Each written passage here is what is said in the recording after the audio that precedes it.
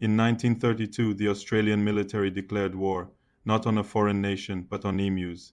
They sent soldiers with machine guns to the wheat fields of Western Australia. After weeks of combat, the emus won. The military retreated in humiliation.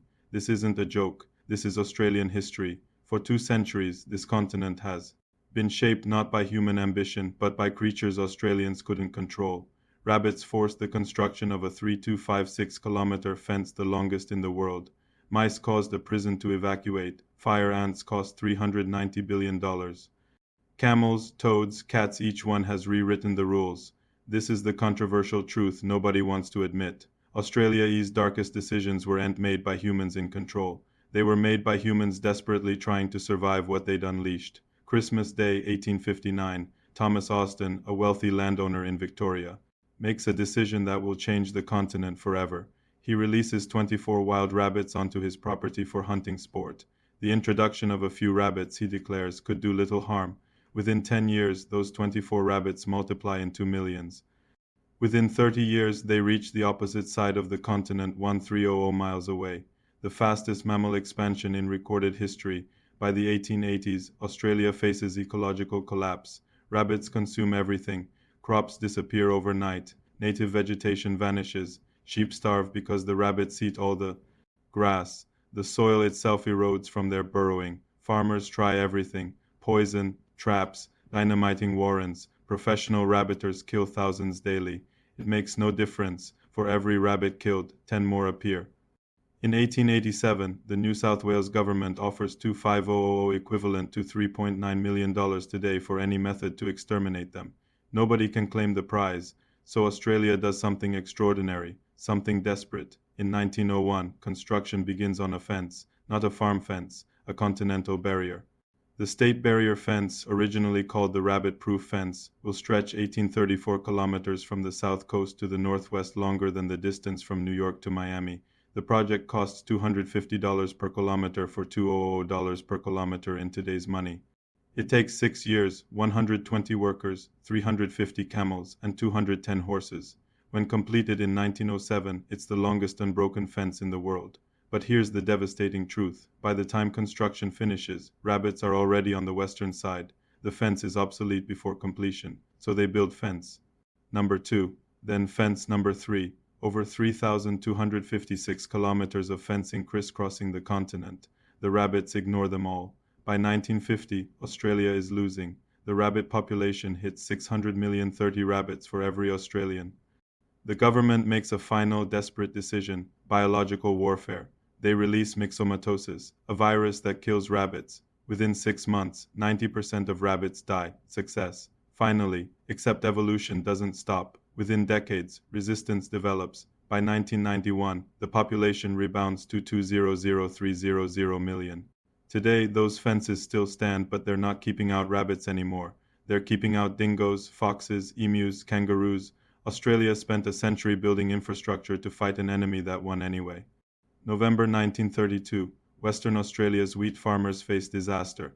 20,000 emus have migrated from the interior, devouring crops worth millions. The farmers request military assistance, and incredibly, the government agrees. Enter Major G.P.W. Meredith of the Royal Australian Artillery, armed with 2 Lewis machine guns and 10,000 rounds of ammunition.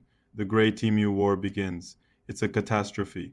Emus, it turns out, are tactical geniuses. They scatter when fired upon. They outrun soldiers. They're too fast, too coordinated, and apparently unkillable. After the first engagement, soldiers fire thousands of rounds and kill fewer than a dozen birds. The emus learn to avoid gunfire. They post sentries. They split into small groups that are impossible to target effectively. One ornithologist later observed, "If we had a military division with the bullet-carrying capacity of these birds, it would face any army in the world." After 6 weeks, the military withdraws. Casualties: humans, 0, emus, maybe 1,000, bullets used, 10,000, the emus win, the infrastructure response. More fences. The Agriculture Protection Board constructs emu-specific barriers in 1959, adapting the old rabbit fences with modifications to stop birds. But here's what's remarkable. Australia didn't just lose a military campaign to birds. The decision to even deploy the military reveals how powerless humans felt when wildlife controls your food supply. You send in the army, And still, decades later, emu migrations continue affecting agricultural planning across the country. June 2021, Wellington Correctional Centre in New South Wales makes an unprecedented decision. Total evacuation, 420 inmates, 200 staff, everyone out, the threat. Not a riot, not a fire, mice. The 2021 mouse plague is biblical in scale. Millions of rodents carpet the ground in rural New South Wales. They invade homes, chew through walls, bite hospital patients, strip fields in days. Dead mice contaminate drinking water. Living mice swarm supermarkets, taking food directly off shelves. At night, homeowners catch 500 to 600 mice in traps every single night. The prison evacuation happens because mice damage critical infrastructure, electrical systems, plumbing, structural integrity. Dead mice create health hazards. It's not safe for humans anymore. And here's the disturbing part. Mouse plagues have only ever occurred in two countries on Earth, China and Australia. Scientists don't fully understand why. The 2021 plague follows heavy rainfall after drought, the perfect conditions for plant growth, which feeds exponential mouse reproduction. Estimates suggest the plague causes $100 million in crop damage alone. This isn't the first. Mouse plagues hit Australia in the 1890s, 1917, 1932, 1984, 1993, 2011, and 2021. They're increasing in frequency and severity. The infrastructure response.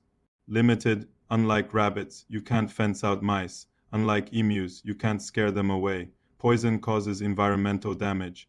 Natural predators don't exist in sufficient numbers. So Australia adapts. Farms redesign grain storage. Homes are retrofitted with steel mesh. Agricultural calendars account for plague cycles. The mice don't. Just damage crops, they force long-term infrastructure redesign. Meanwhile, fire ants arrive. These invasive insects cost Australia $1.72 billion annually and counting.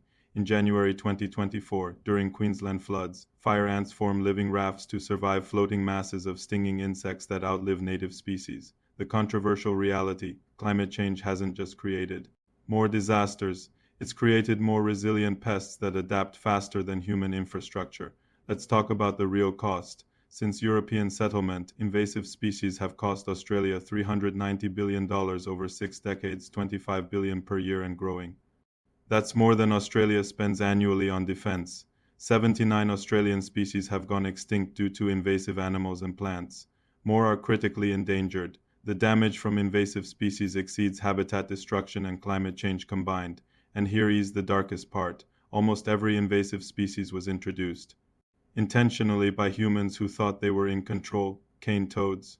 Introduced in 1935 to control beetles eating sugarcane. The toads couldn't climb sugarcane plants, so they couldn't reach the beetles. Now there are thriving invasive species poisoning native wildlife, foxes. Imported for recreational hunting.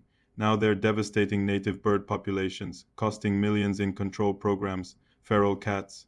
Former pets, now estimated to kill 377 million birds and 649 million reptiles annually. Camels? Used for desert exploration, then released. Nobody knows how many roam the interior. The infrastructure built to respond is staggering. The dingo fence, 5,600 kilometers long, the world's longest fence. The state barrier fence continues to be upgraded at costs of millions. Biological control programs, poison baiting campaigns, helicopter culling operations. Australia has become a case study in what happens when humans lose control of wildlife. Every major infrastructure decision for 2 centuries has been reactive, building defenses against creatures that were never supposed to be there. The Zero Report.